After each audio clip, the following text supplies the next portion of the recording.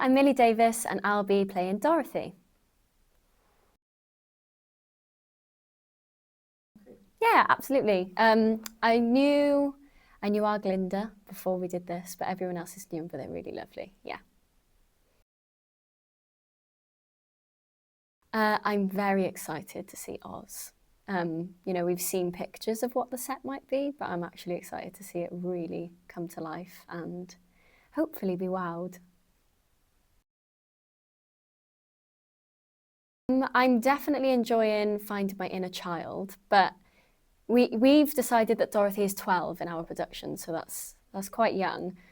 But she's also feisty. She's not really childlike in the sense that she's silly. She's very headstrong. But so it's finding the balance between being young but being brave and being feisty. Well, we have a real dog, and that is definitely a challenge because dogs are unpredictable, and our Toto isn't actually a trained performer. So that's a bit of a challenging one, but it's a good, fun challenge.